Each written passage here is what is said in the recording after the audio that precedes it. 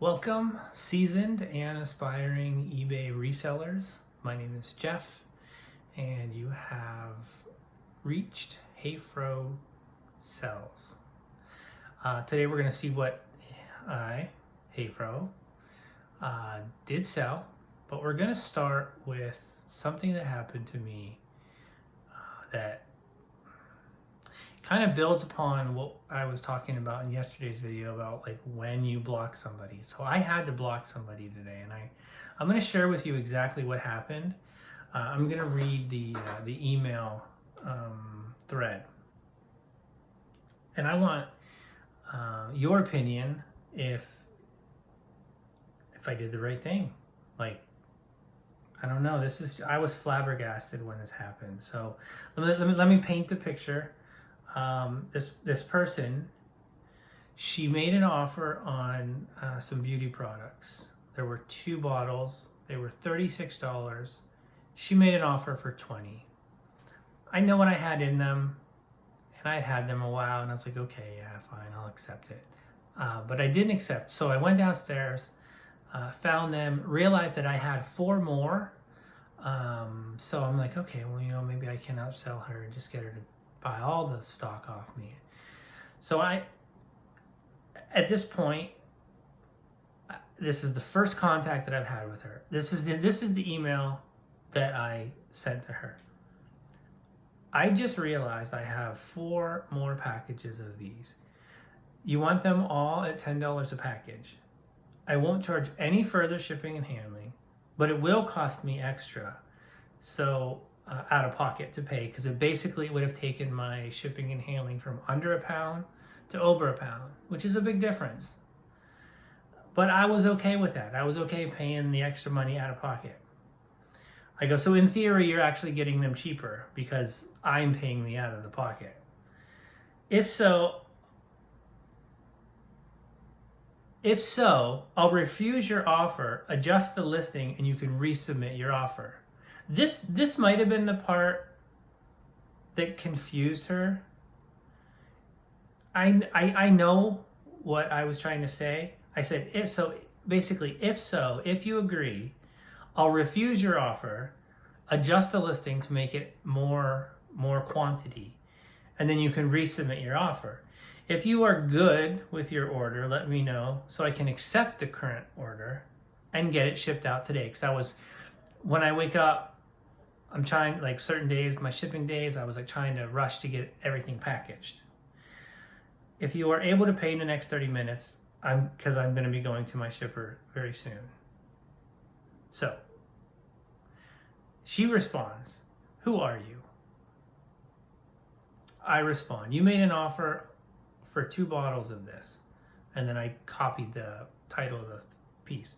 And then she goes, okay, I will pay for it when I get home in a meeting. I'm like, so I'm trying to decide. I say, so you just want the 2 bottles then, or do you want the other 4 that I found in my inventory as well? Her response, I don't understand. Are you threatening me? At that point, I was just like, whoa. And then she says, how much will the 4 others cost? Also, by threatening me, it's against buyers and sellers' aggression. Be careful. I'm literally flabbergasted at this point by her response. I say, I am in no way threatening you. I'm merely letting you know I have 4 other bottles that you may want, and I'm trying to save you shipping and handling. And then I was like, let's just keep it at the current order. Because at this point, I'm like, I don't want any issues. And then she goes, okay, what's the total for the 4 bottles, please? And at this point, I take my phone up and I show my wife. I'm like, read this. Let me know what you think. She reads it. She's like, you can't sell anything to this girl. Like, she's crazy. And then I was just like, sorry, I changed my mind. Have a good day. And I refused. I declined the offer, and then I blocked her. But I'm just like, where in that does she get me threatening her? I'm just like, who are these people on the other end of these transactions sometimes? Has anything happened like that to any of you guys. I would love to hear other people's stories and interactions with buyers that kind of like throw you a curveball. Like I was literally afraid to sell this item to her because I just felt like no matter what, this is not going to end up well. So I'm like, you know what? $20 is not worth it. It is just not worth the headache. So I had to block her. Woke up today. I think I had 8 sales. I had 7. I had 6 on one on. For some reason, my wife's one store is just doing so poorly lately. And I had an offline sale, which was a really good sale. I sold that painting that I bought maybe 3 weeks ago. I showed in one of the haul videos. I sold it for $150. So that, I hated to see that painting go. There's a picture of it in the community tab if you follow me, if you're subscribed. I sold a IKEA. Basically, it's a sliding waste tray. I don't have a picture of it. I'm pretty sure I posted that in the community tab as well. It was quite heavy, but so it sold for $48 plus 20. How much? 20 shipping and handling. And it needed every bit of that shipping and handling. But it just blew my mind that someone's paying like $60 or $65 after tax for an IKEA sliding tray. It just really goes to show you that you can really sell anything on eBay. I'll get to that in a second. I'm seeing some issues when I'm invoicing people. Are anybody else experiencing this where, you know, let's say accept an offer, then it takes you to the next page, and then you click send, like so if you need to adjust the shipping or not, you go to click send invoice, and it takes you to a page where there's like a big red bar and it says that we can't do this because it's either been 30 days or I forget the exact wording, but I've seen this for a while. Like this has been something that, and I just keep hoping that they're going to get it fixed. And now that apparently there's another invoicing issue where if you resend the invoice, it resets the clock for the time that the buyer has to pay. So if somebody bought something today, and then you have already sent the invoice, then let's say 2 days go by, and then if you resend the invoice, it'll act like that's the day that they first purchased it, so they have 4 more days from that point. Now, it's not that big of a problem. I know some other YouTubers have made this out to be like a big issue, but just don't resend the invoice. Like I'm not like a constant resending invoice kind of guy anyhow. Like they're either going to pay for it or they're not. And in some cases, I have found that the buyers weren't seeing the invoice to be able to pay for it. So it might not even be that they're not paying for it. It could be that they're not seeing it. So what I have just recently, because I know that that's been an issue, is I will send an email to the buyer and I'll be like, hey, I know eBay's been having some problems. I did send the invoice, and then I'll say when I sent it. And then, you know, if you're not seeing it, let me know. And then lots of times that will prompt them to just go ahead and either they didn't see it and then they went to look for it, or it's just a reminder for them to go ahead and pay for it. So that's the easy workaround right now. But if you're getting a lot of invoices, or if you're getting a lot of buys but people aren't paying, try sending them an email and asking them if they can see the invoice. You can say, hey, I sent it yesterday. I'm just checking up because I know eBay's been having some issues. So that's a good way to kind of open that door to have some communication with the buyer if you're finding that they're not paying. I had another buy to local. I had another local almost sale. It was this. What's that? Pampered Chef. I think I was afraid to sell this item on eBay for fear of a vero. I think Pampered Chef Don't quote me on that, but I feel like that's a company that you're not allowed to sell. So I threw it up on one of my local sites. Somebody came, and even though the dimensions were right in the listing, they're like, "Oh, I thought it was bigger." I'm like, "Well, 9 by 11 is 9 by 11 any way you slice it." So she didn't buy it. So it's a bit of a waste of time, kind of unfortunate. I mean, I don't like my time being wasted, right? Like, read the listing. So I guess it's better than shipping it somewhere and then having them return it. But of course, that would have been buyer's remorse, and I've been like, tough luck.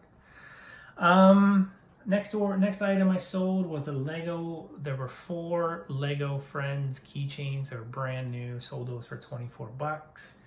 I know I have more of these.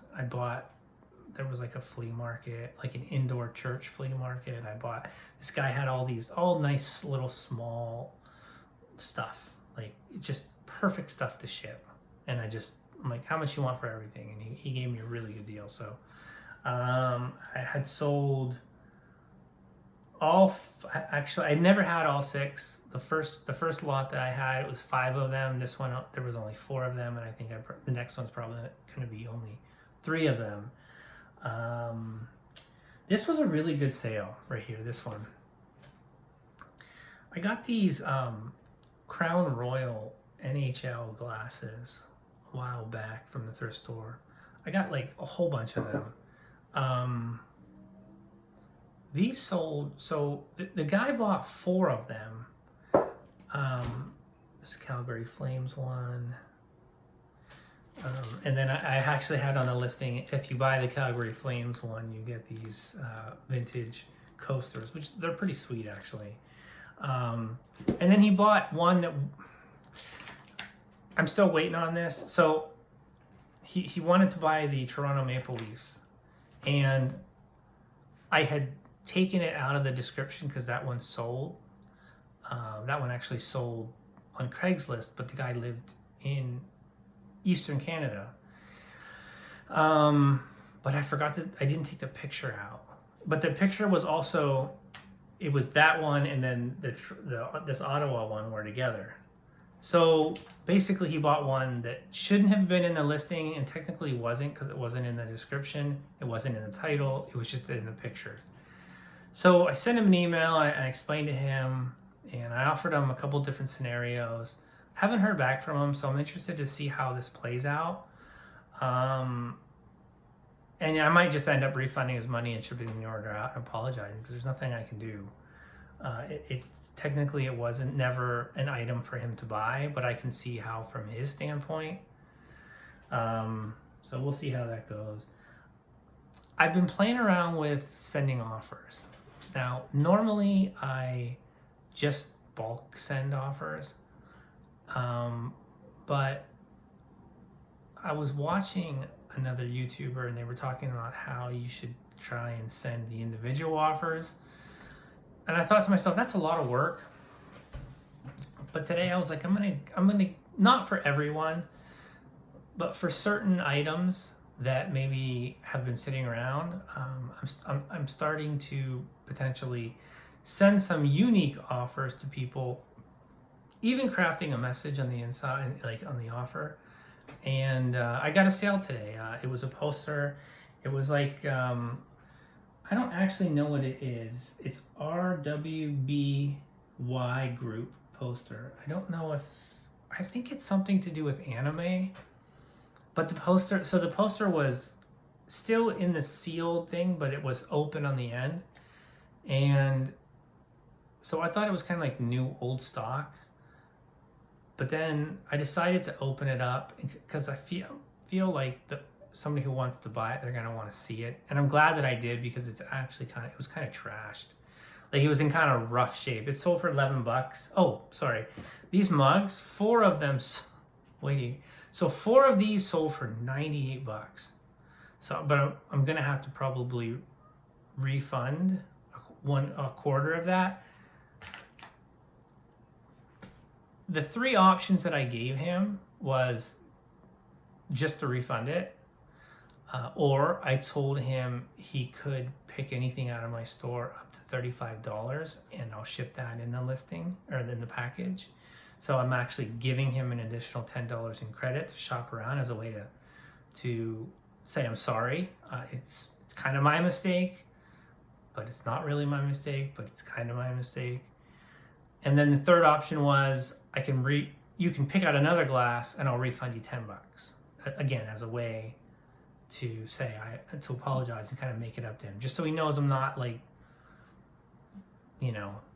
not giving him any options and not trying to make it up to him. So there are things that we can do in situations like this. I mean, those are my 3 options that I thought off the top of my head. Another sale, actually the last sale I think, was I had a set of manga and the gentleman only wanted one of the books. So I had volume 3, 6 through 11, and 14. And he wanted just 14. He offered me 12 for this, and I thought, you know what?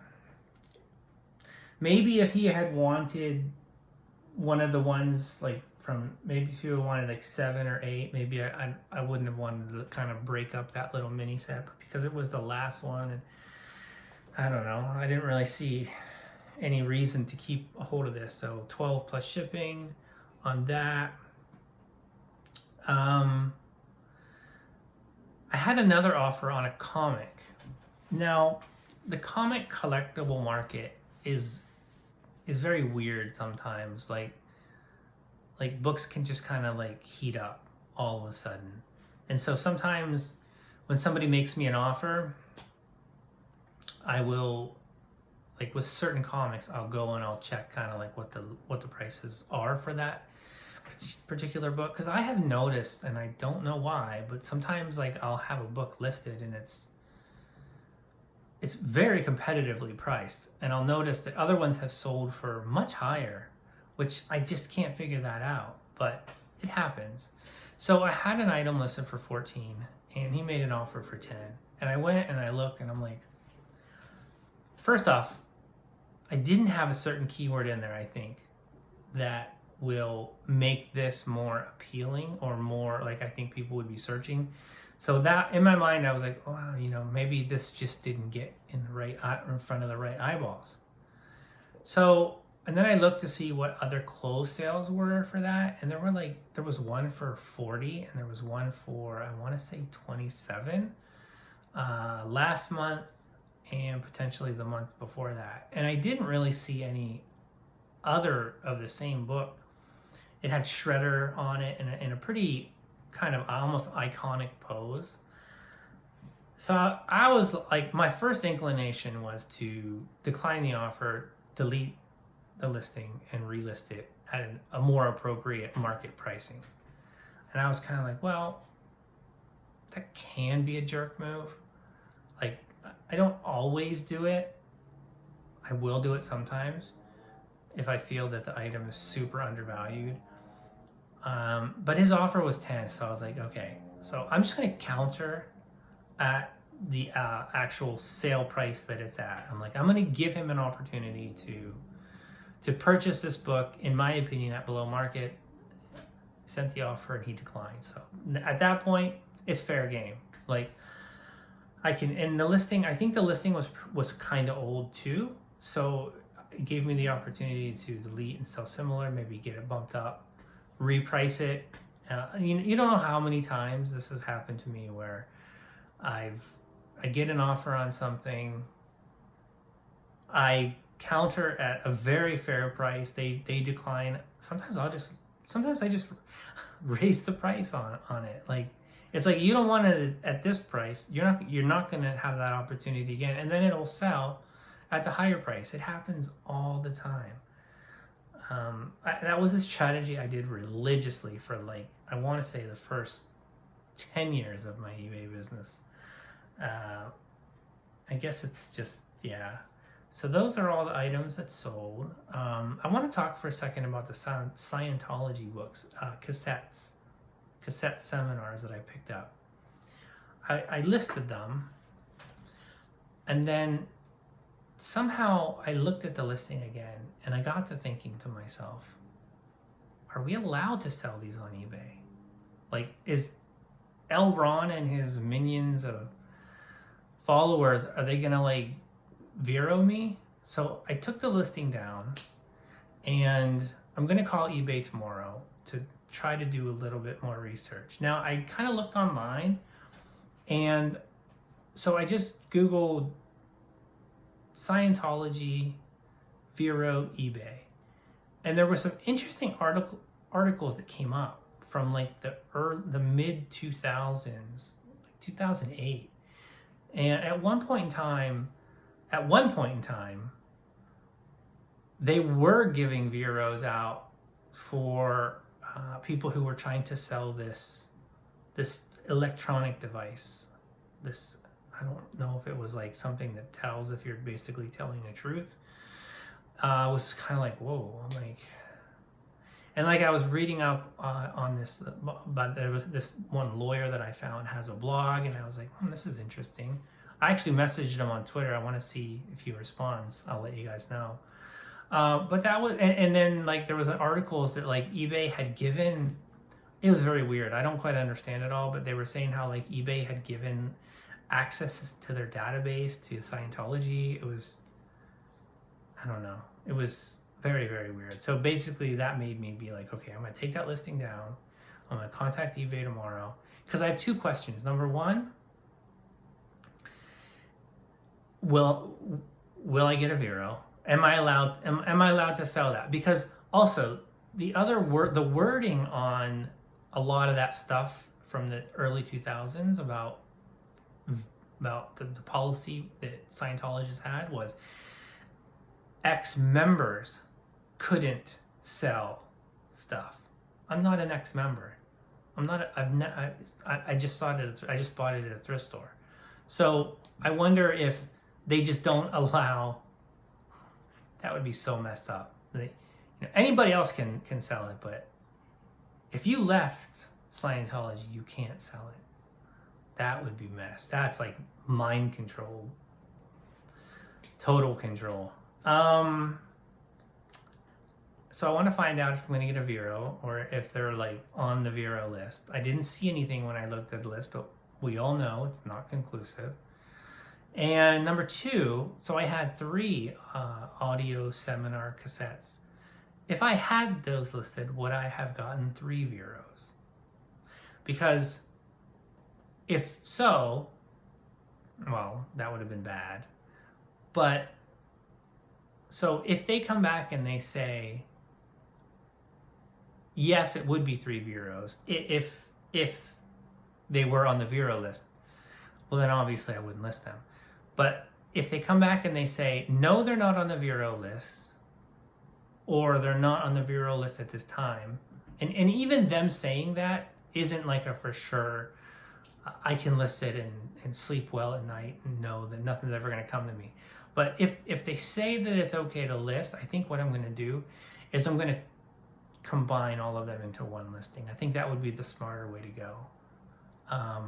Because if I did get a vero, which the account that I'm listing it on right now it doesn't have any veros right now. The two that I have are on my wife's account. So I think the smarter, and I think that's actually a smarter way to play things, is if you ever have anything that is similar in nature, don't list them in like multiple listings. Maybe just list them in one listing with like, and then change the quantity to 2 or 3 or however many you have of that. That way, if you do happen to get a vero, then you're only going to get the 1 vero.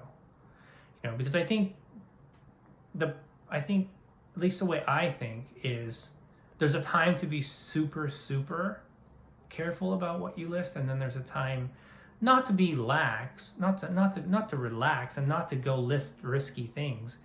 But there is I'm starting to develop some sort of a checklist of like groups of things. For example, one thing you can ask yourself: does this product have intellectual property that could potentially warrant somebody submitting a vero claim.